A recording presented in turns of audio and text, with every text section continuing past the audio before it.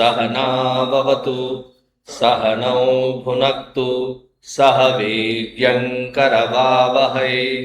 तेजस्विनावधीतमस्तु मा विद्विषावहै। ॐ शान्ति शान्ति शान्तिः। गुरुर्ब्रह्मा गुरुर्विष्णुः गुरुर्देवो महेश्वरः गुरुरेव परं ब्रह्मा तस्मै श्री गुरवे नमः। तस्मै श्री गुरवे नमः।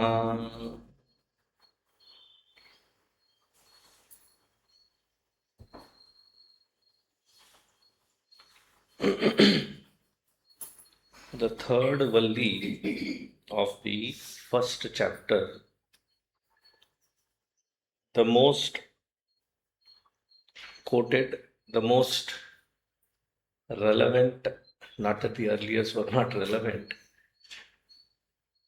the most philosophical approach of any of the Upanishad starts in this particular valli. Page number 147. Repeat after me. ऋतं पिबन्तौ सुकृतस्य लोके गुहां प्रविष्टौ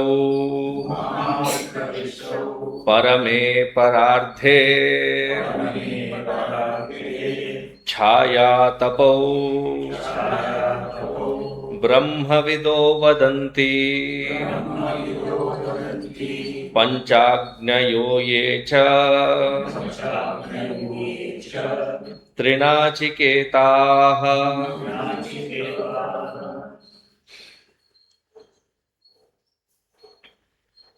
ऋतं पिबन्तौ सुकृतस्य लोके गुहां प्रविष्टौ परमे परार्थे छाया तपौ ब्रह्मविदो वदन्ति पंचाग्नयः ये च त्रिनाचिकेताः। पिबन्तौ, and there is one more word, Chhaya तपौ. So wherever you see this au, it is indicative of dual. There is singular, dual and plural in Sanskrit. Ramaha, Ramau, Ramaha. So Ramau is similar to this. Ritam Pibantau. Matlab, there are two things that are being talked about. Ritam Pibantau. Ritam. Ritam. It's a very technical word of the Vedic literature, wherein, though in a very simplistic order, it means the results, the fruits of our action.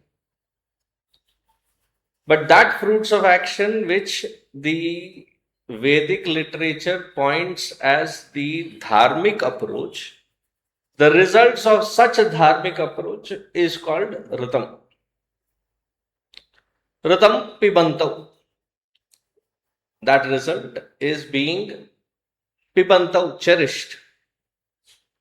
Cherished by, that it comes in the third line. Sukrutasya loke guham pravishtau parame pararthe. This Ritam, the results of what? Sukrutam iha loke. In this world, all that which is being ordained, pointed as the dharmic approach, which is done very sincerely, such kind of Ritam, Pibantau. Pibantau, it is being cherished by two. Where are they cherishing it? Guham pravishtau parame pararthe. In the Hridaya Guha. In the Guha, cave, cavity. None of these words actually give the meaning of it. The core. In the core, the heart of this system. In that heart of this system, this is where the Parame Parardhe, the Supreme, is seated. In this very heart, the very core, the center of our own being, these two, where the Supreme is seated, they are cherishing the results of the dharmic ordained sincere karma, sukrutam. Brahma Vidaha, those who have realized this Supreme, te vadanti, they speak of this as Chaya Tapau Iva. Chaya Tapau, the light and shadow. Their presence is like light and shadow. What is being pointed at is a similar concept which is given in Bhagavad Gita, in Mundakopanishad, the very Upanishad. Earlier, we used to have a cover page. On that cover page design, it was two birds sitting on a branch. Dva Suparna Sayuja Sakhaya Samanam Vriksham Parishashvajate. There are two beautiful birds sitting on the branch of the same tree. Tayor Anyaha Pippalam Swadu Atti Anashnan Anya Abhichakashihi. One is merely Abhichakashihi, observing. The other is actually eating the fruits that are being given out by that particular tree. Similar concept being given here. The clarity that is being emphasized here is that one is light and the other is merely a shadow. One is light and the other is a shadow. Now, in the Mundakopanishad, it is said that there is only one which is Pippalam Swadu Atti, is eating the fruit. The other is just observing. And here it is said, Rutam Pibantav, both of them are enjoying. The point of clarity here to be taken, Bhagavan Adi Shankaracharya ji comes to our rescue in his Bhashya. He says, Rutam Pibantav, though it is only the jiva that is eating, enjoying the fruits of action, but then his very existence, the ability to eat, is not possible if there is no Supreme seated within. Though the motor in the fan is what is rotating the blades to give us the movement of air. But then, can that movement exist without that electricity? So we often see that it is being credited to the electricity itself. The electricity as such does nothing if there were no motor. So in that sequence, is it the presence of that Supreme is what is enabling this shadowy business of that jiva, that individuality, the ego, to enjoy the fruits of action. Chaya tapau Brahma Vidaha Vadanti. Now, this is a possibility for that Brahmavadinaha to experience that Supreme, provided in their earlier part of life they have sincerely done their bit of Karma Yoga. Like what? Like the Panchagnayaha. Panchagnayaha Trinachiketaha. Trinachiketaha. The Trinachiketa Agni, which was emphasized earlier, in the earlier chapters, through that the Panchagni, the 5 different Agnis, are performed meticulously with the attitude of Karma Yoga. What happens with that? There is the Chitta Shuddhi, Chitta Ekagrata promised. If done meticulously, if done pure heartedly. Meaning, Karma Yoga is a beautiful means to reach to that point in our life, having reached where experiencing the supreme which we have been seeking and searching is a definite possibility. There is no uncertainty here. It is a definite possibility. That Karma Yoga, that field of karma, which we take it for granted and do not pay attention as to how we perform what we perform. It is the attitude of what we perform is important. The karma, each one of us has a different field of karma based on our own vasanas. Those vasanas now, because the prarabdha is released, the vasana is taking into action. So each one of us is a different field. It may look like it is in the same field, yet each one has a different field of experience. And how each one executes it makes it that much more unique.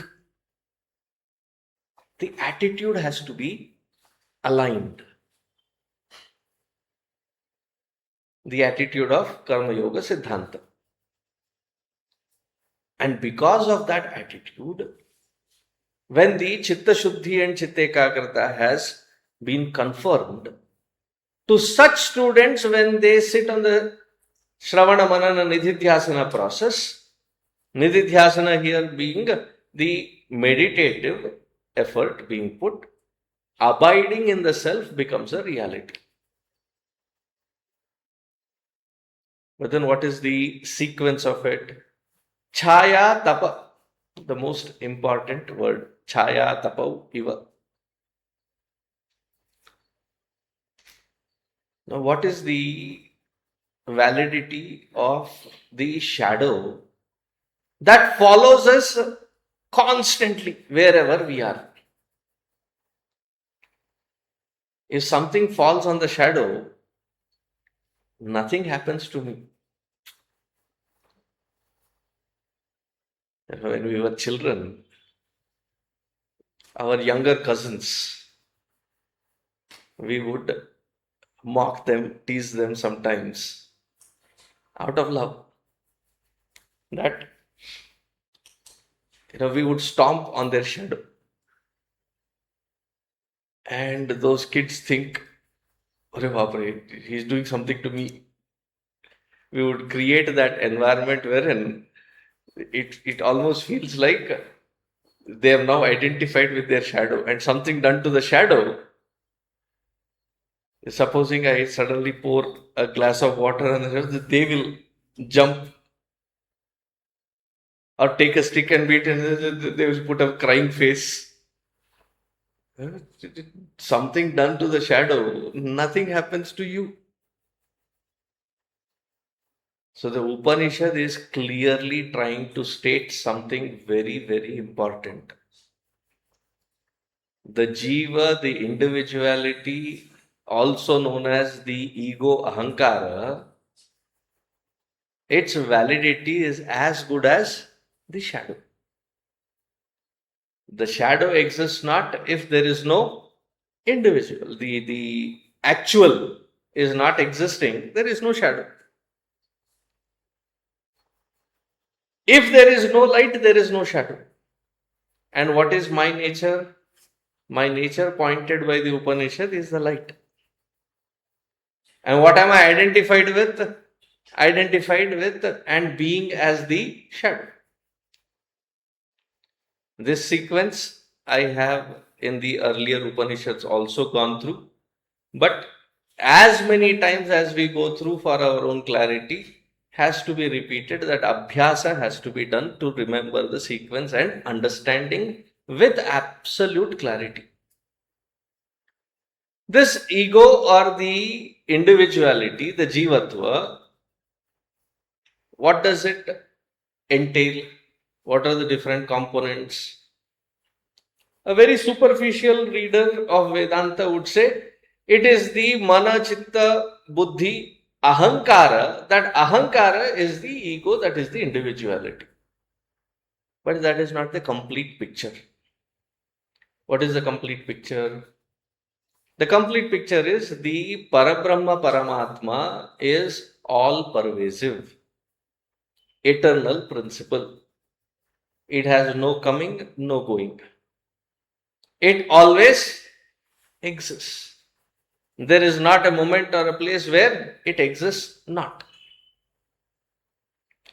As soon as the jiva enters into the mother's womb, the form, the shape takes up. If you go into that detail, it is the third month where there is a prescribed celebration. And the prescribed celebration is called Simanta. Simanta is referring to that aspect of that individual growing in the mother's womb where the jivatva has entered. Therefore, it is a celebration. Up until then, it is just a layer of matter developing. It is in the third month.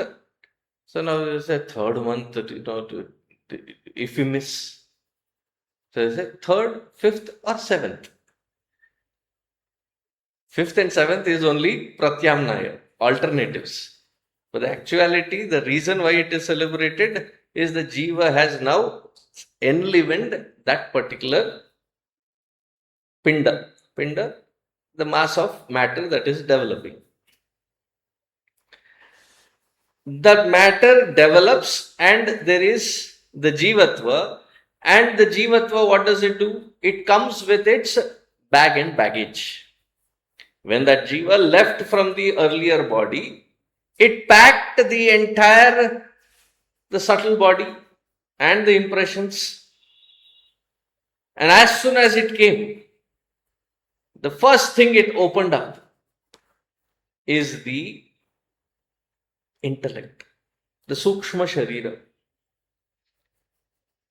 And as soon as that Sukshma Sharira opens up, that which is always existing, which is the Parabrahma Chaitanya, that reflects in that intellect.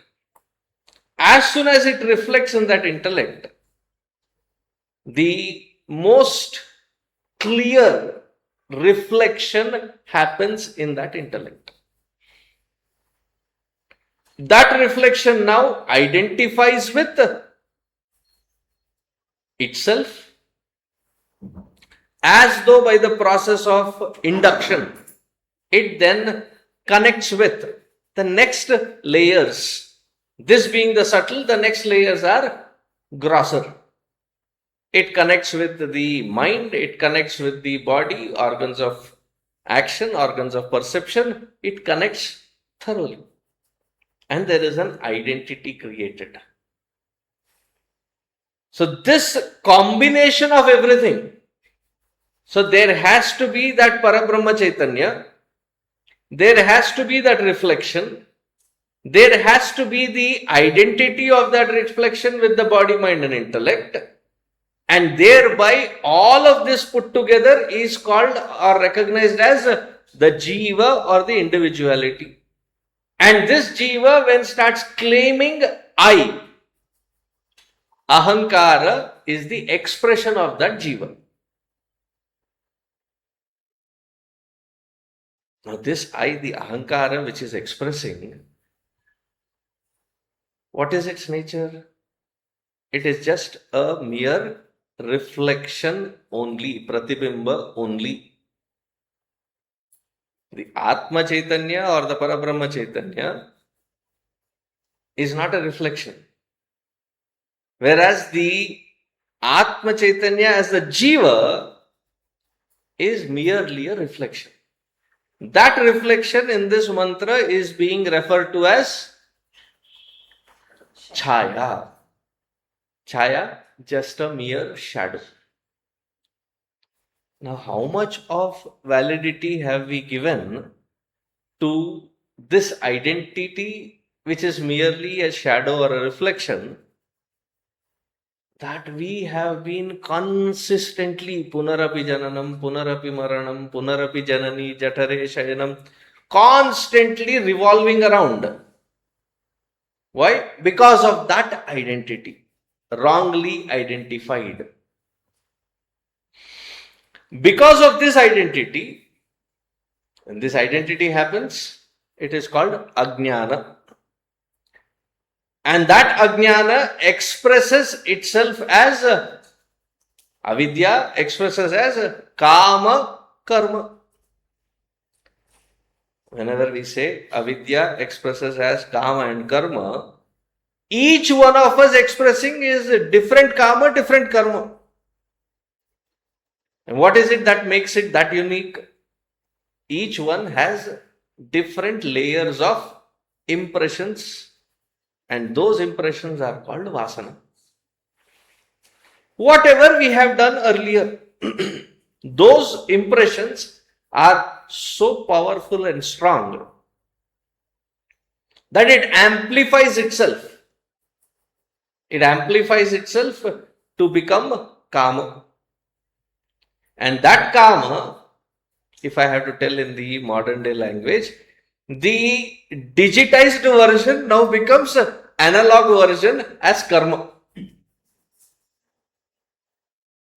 It manifests as karma. Though that manifests as karma, it is the individual's choice if they have to reinvent the cycle and strengthen the impressions or loosen the impressions. That is where the attitude of karma comes into picture. For the stability of that intellect to be consistent on that platform, so that every single thought, word, deed is performed with that very attitude, so that the existing vasanas are expressed out but do not create that impression within. A profound strength of upasana bala has to be there, because it has to be dedicated to something higher. That higher altar has to be already established. Therefore, upasana becomes an integral part of our evolution. It is a necessity. Because the antakarana is now connected to that divine principle of the Ishtadeva Upasana, and to that Ishtadeva Upasana, when mantra, japa, puja, these things are done, the intellect gathers strength. And that strength provides courage and stability.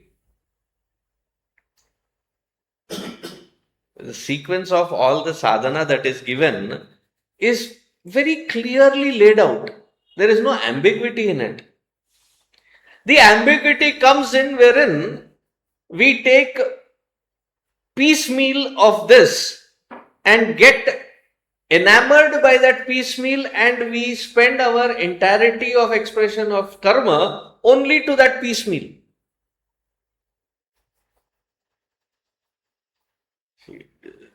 If you want to go into exercising, protein. If protein intake also is higher than that which is required, that protein also becomes detrimental to the body. If you over-exercise, that also becomes detrimental to the body. You cannot overdo, just because the total picture, there is no comprehension. It has to be a balanced, comprehensive approach towards anything that we do, specifically in the spiritual sadhana, the adhyatmikata. That the establishment or the connection of this jiva to that Ishtadevata, that should be the first connection. As soon as you wake up, that connection should be there established. I've given this example earlier in the Hanuman Chalisa Pravachan. I had the opportunity to do the Varkari from Alandi, which is outskirts of Pune. 250 kilometers away is Pandharpur. So they do the walking, they do the yatra, and every year they do several lakhs of people. And there is no blockade of highways, or the usual day to day life is not disturbed. They go on the outskirts of the villages and towns. Sometimes they do pass through the village and town, and people are eagerly waiting to welcome, because it is believed they are coming with the Guru and Bhagavan together. Alandi is the place where Sant Jnaneshwar Maharaj Sajiva Samadhi is, and Pandharpur is where there is Vithoba. So it is the Guru that takes you to Bhagavan, the concept. So they are eagerly waiting. It is an amazing, uplifting experience. Imagine about lakh, 1.5 lakh log, all in synchronization, they are chanting the name of Bhagavan. Only one mantra. Jai Jai Rama Krishna Hari. That is the mantra. क्या बढ़िया लगता है. It's like even when you think of that environment, your hair stands on its ends. So there is always a Santa Mahatma that is leading this entire group. There are several groups, several such Santa Mahatma. One such we got acquainted to. He invited us to the Varkari. So that day, first day I think, we walked several kilometers, and then at night we had something to eat and then slept. Early morning when I woke up, they wake up very early. This Mahatma got up on his bedding, and the first thing that he did not get up, wash his face or take a shower. First thing that he did was he pulled out his japamala, sat down, and did the japa. Up until then, traditionally introduced, whenever you do your japa, puja, sadhana, you have to freshen up, and all that norm was where I was standing in my understanding. So I took a note of it, but that was a question that was bugging me. Didn't have the courage to ask. So after that, there was a small breakfast and we started walking. The mantra was going on. We were with this Mahatma. And that question was still bothering me. So he comes next to me, puts his hand and said, हाँ पूछो. सवेरे से कुछ पूछना चाहते थे, पूछो. He got it, like even without me referring to it. Then I said, ये क्यों? Whatever you did in the morning, that is not the norm, but why? What he gave, there was an amazing clarity. He said, before I wake up to the world and its worldliness, my first sadhana is to connect to that divine. As that connection establishes the bhakta in me, as a bhakta, then I connect with the rest of the world. Nothing else matters. That is the first connection that matters. The attitude completely changes. I am not the ego which for its own selfishness is interacting with the world. I am now the bhakta who is interacting with the world as a dedicated act to that divine alone. Nothing else matters. With that attitudinal change, where every thought, word, and deed is an act of dedication, bhakti grows, not just limited to one vigraha and one little asana that we sit to perform that. Every single act becomes an act of bhakti because it is dedicated. Now, such one with the strength of the intellect, what they have gathered is immense amount of patience and courage and stability within. That stabilized within is what we call Chitta Shuddhi, Chitta Ekagrata.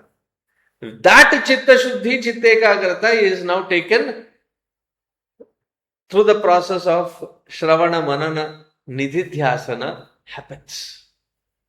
Without that Chitta Shuddhi, Chitta Ekagrata, however much you force this Antakarana into that meditative process, or any process for that matter, of the subtle world, it rejects, reacts, revolts constantly. As soon as you sit, it becomes vehement. Why? Lack of that stability. Why would it not react? Why would the ahankara not react?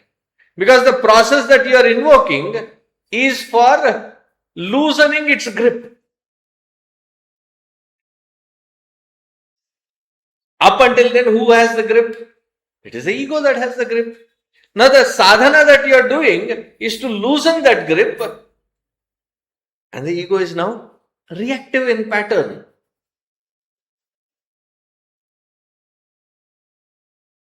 Because it doesn't want to lose the hold. जैसे घर में एक बहू आई है,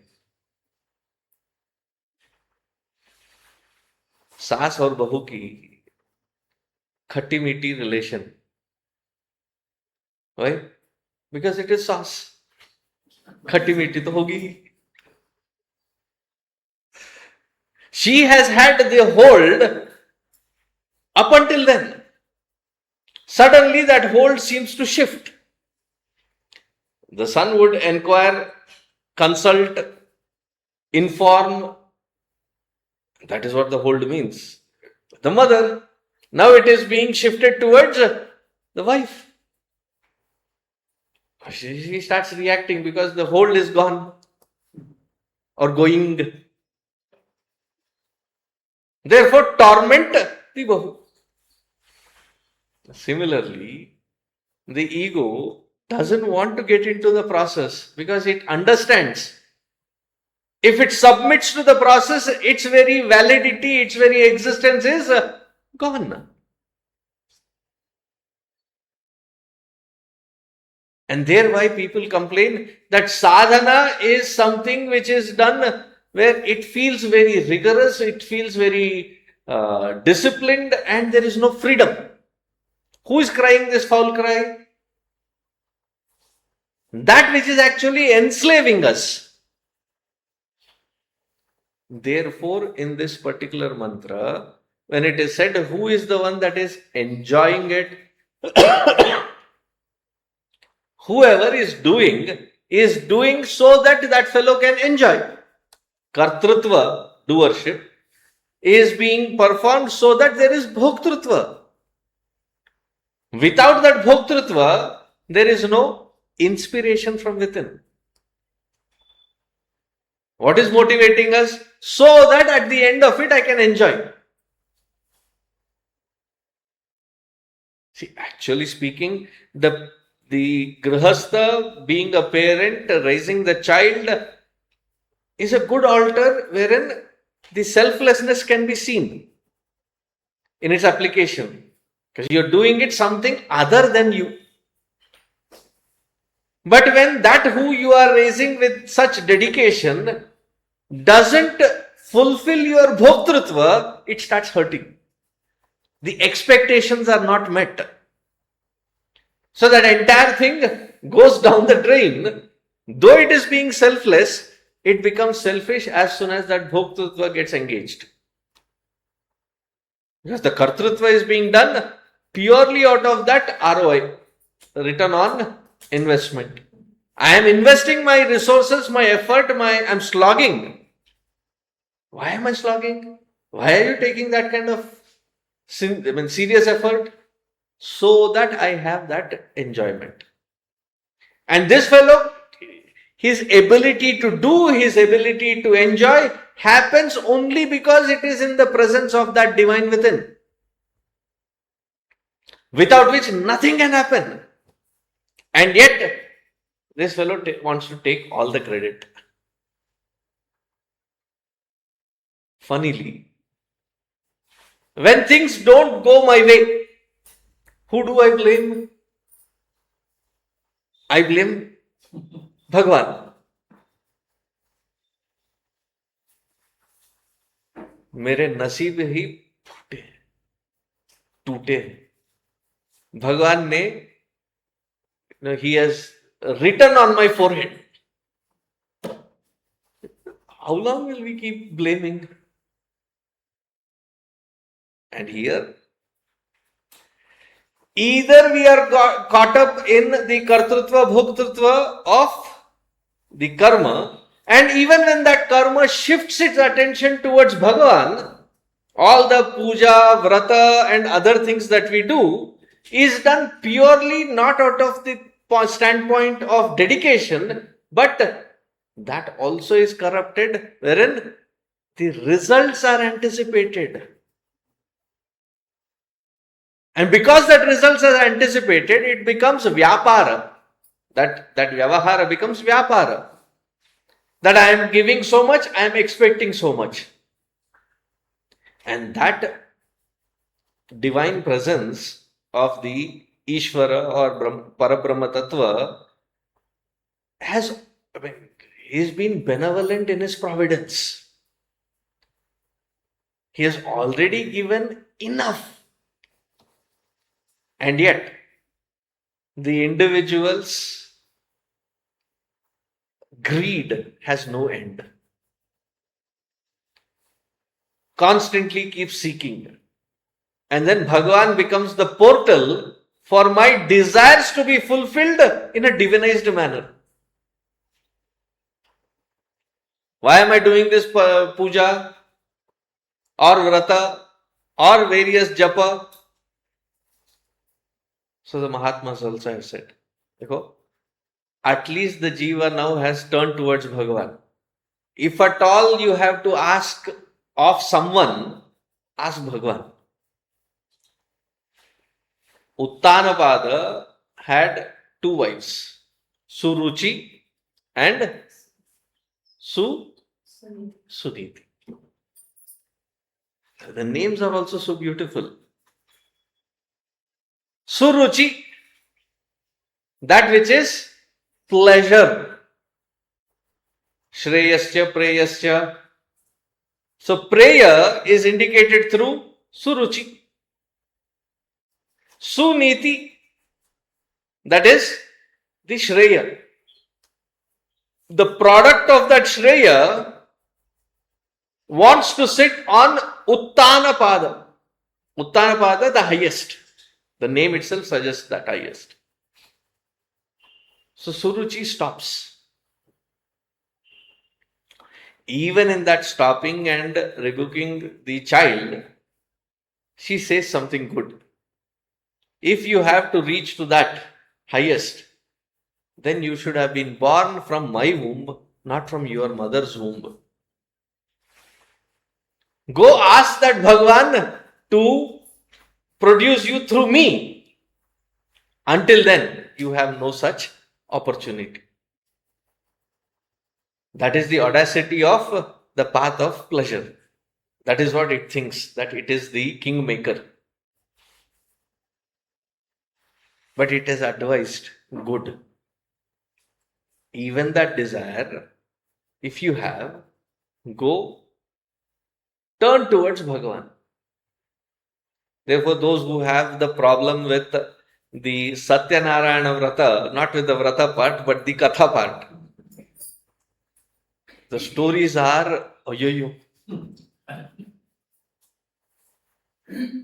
used to be scared of Satyanarayana. That is the Satya. Because you take the sankalpa, don't fulfill the sankalpa of doing the puja, you are punished. You do it but don't invite others, you are punished. You get the prasada and you don't partake with the prasada, you are punished.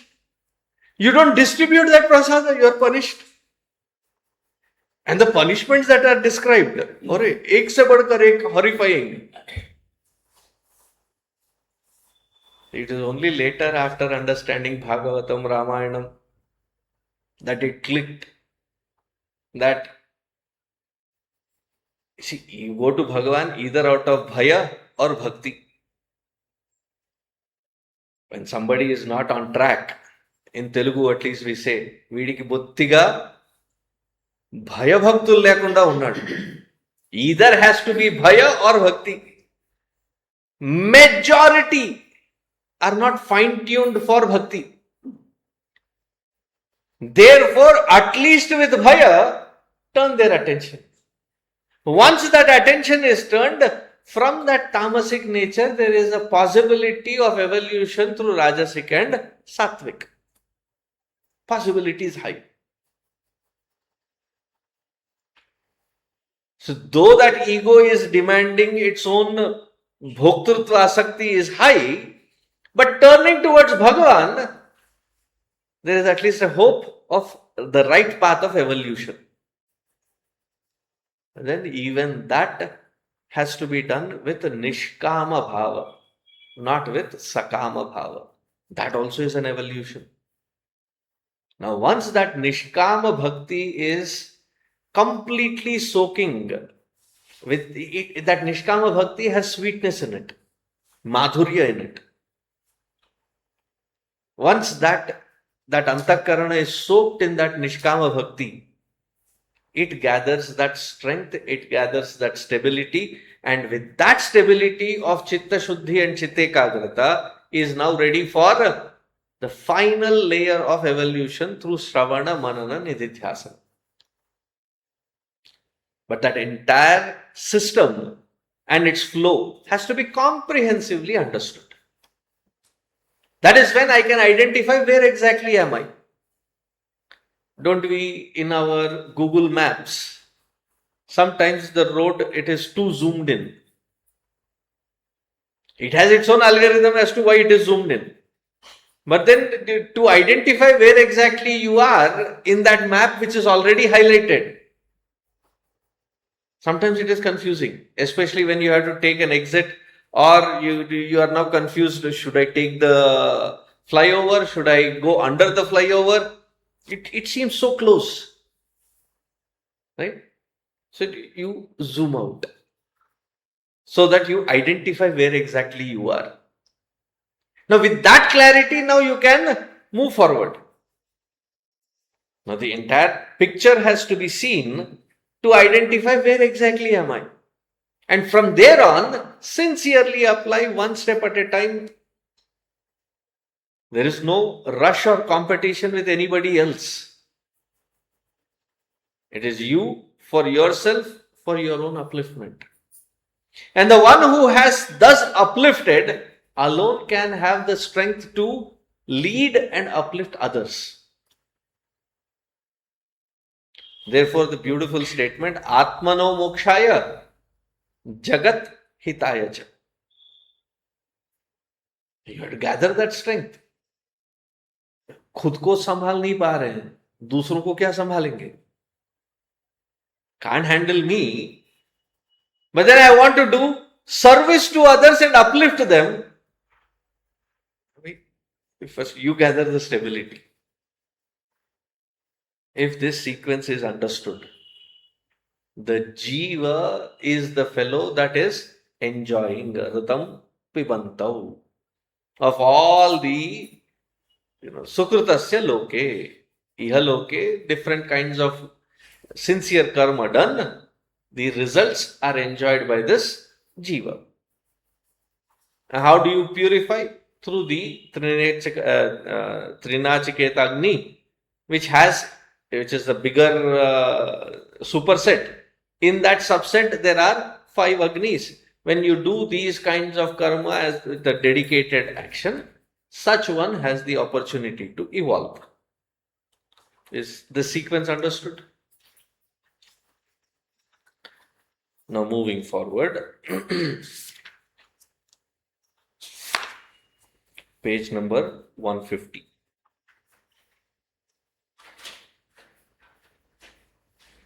Now it becomes easier. I don't have to go into elaboration because I have put the connecting dots together in the first mantra itself.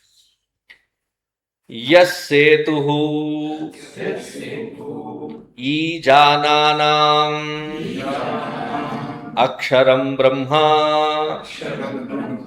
यत्परम् अभयं तितीर्षताम्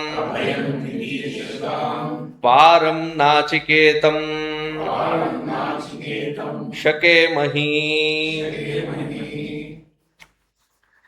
यह सेतुः ईजानानाम् Ijananam, the process where you do the oblations and the sacrifices into the fire. And also, Ijananam is when I am ready to sacrifice the earlier attitude so that I can invoke the attitude of dedicating it to the highest. That becomes the Setu. Setu meaning a bridge, connection. The same karma becomes binding when this attitude is non-existent. It torments us. The same karma being performed with the sacrificing attitude, sacrificing my kartrutva, bhoktritva, asakti and dedicating it to the higher altar, that attitude now becomes the bridge for further evolution of this individuality. Yaha setuhu ijananam aksharam brahma yatparam. There is a clear possibility of this individual to reach to that highest aksharam. Ksharam, that which decays. See what was that disease that attacked the lungs? Tuberculosis, TB. In Sanskritam or Telugu, tuberculosis was also known as Kshaya Vyadhi because that eats away from inside. Kshaya, that which decays, that which deteriorates. Akshaya, aksharam. Aksharam means that which does not decay because that is a permanent one. That is an eternal permanent state of being. Aksharam Brahma Yat Param.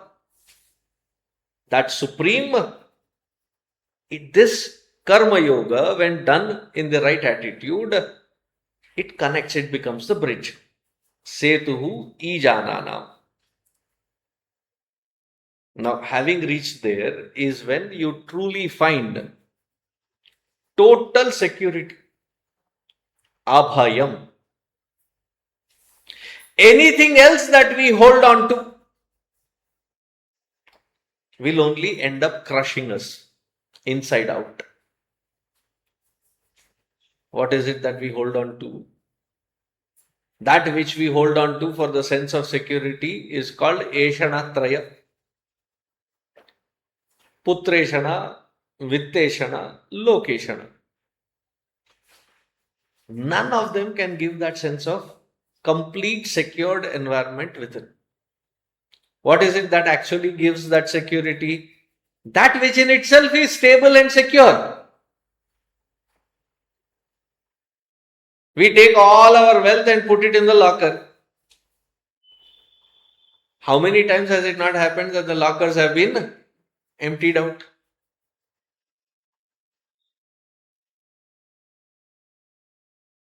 See, I think it was Chanakya's father who finds out that the king Nanda, who has to be the protector of the wealth, the kingdom and the people, was himself looting away the coffers. So he takes out a rebellion and he meets with his death in the lockup. Chanakya's father. So at that time, Chanakya takes a vow that these kinds of looters that should be protectors should be uprooted. That was the inspiring moment. When the king himself is looting, what do you talk of? Where is the security? When the bank itself is, those who are working in the bank, they themselves empty out your lockers.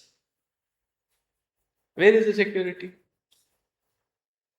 There is a series of movie wherein it shows how to empty different lockers.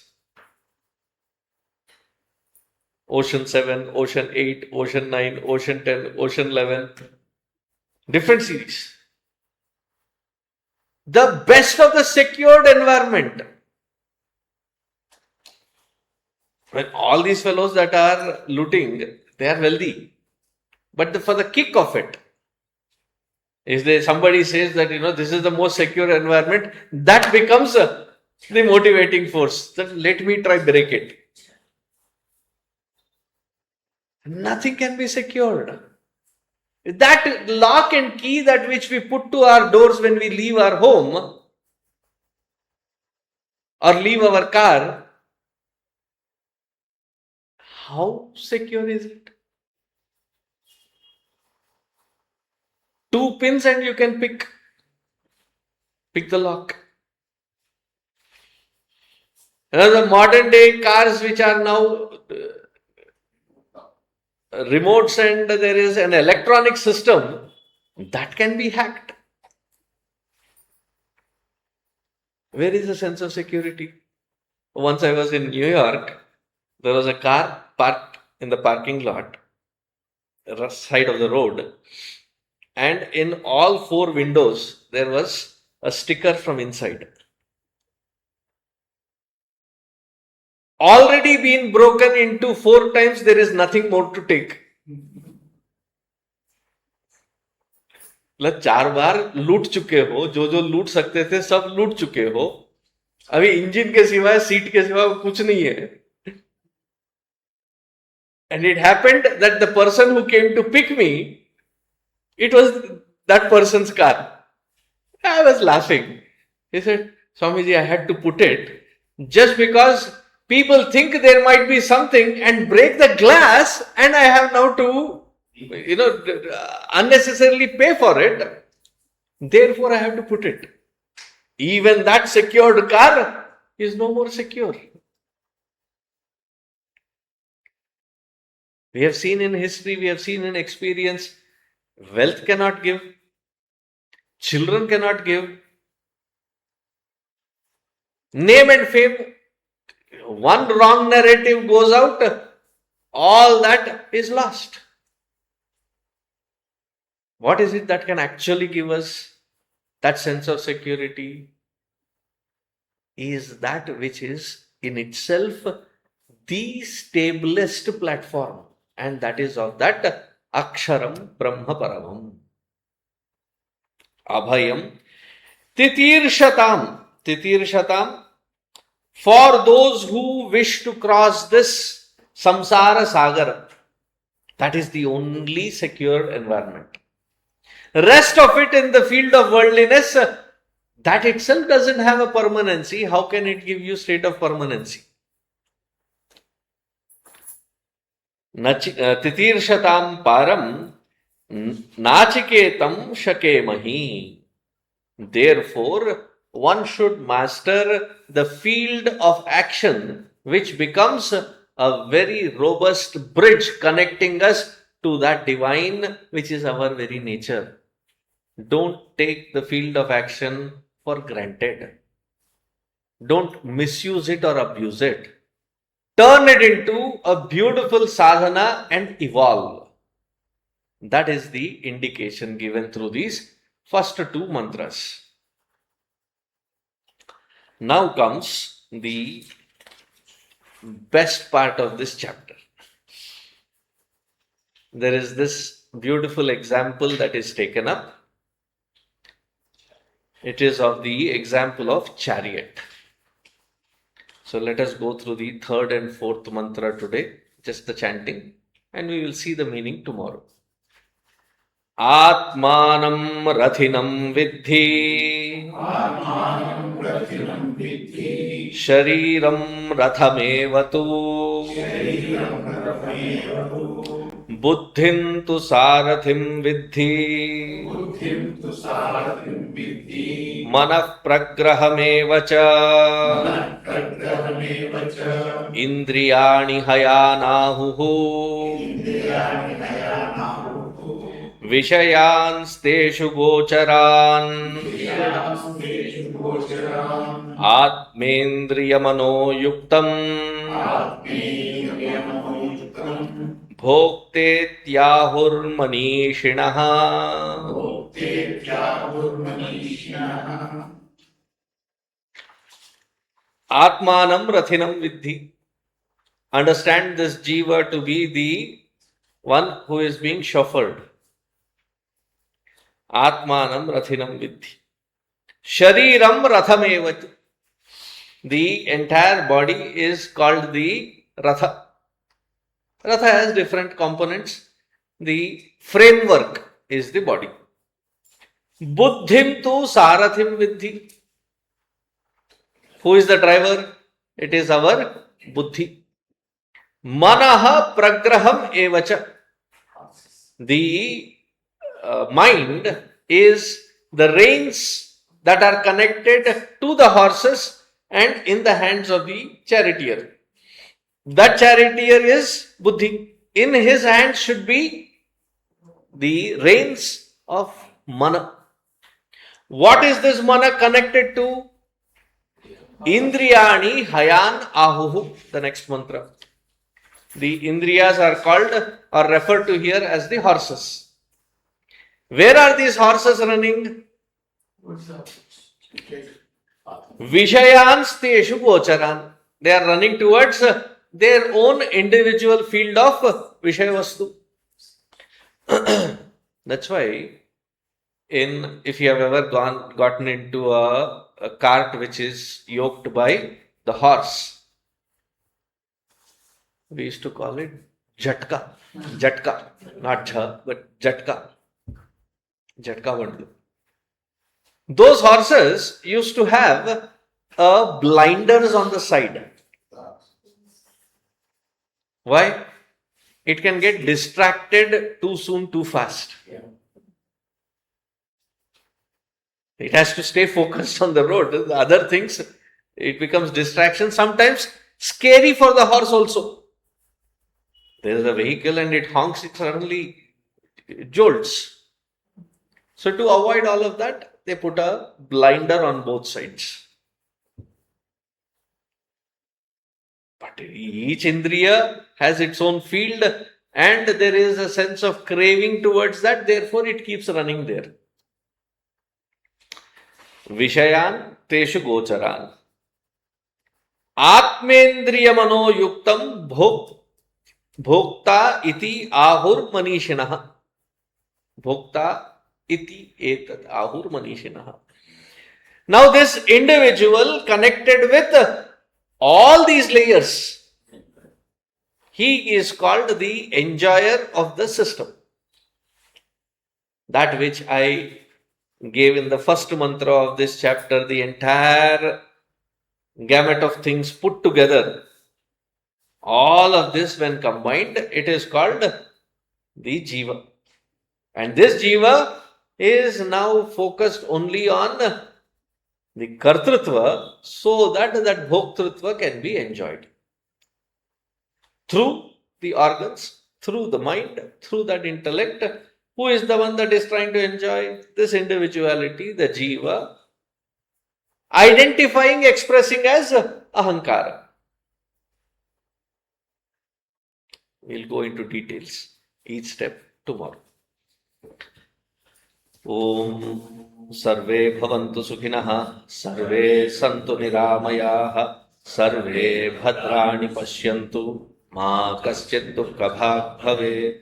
असतो मा सद्गमय तमसो मा ज्योतिर्गमय मृत्योर्मा अमृतङ्गमय ॐ पूर्णमदः पूर्णमिदं पूर्णात् पूर्णमुदच्यते पूर्णस्य पूर्णमादाय पूर्णमेवावशिष्यते ॐ शान्तिः हरिः ॐ श्रीगुरुभ्यो नमः हरिः ॐ।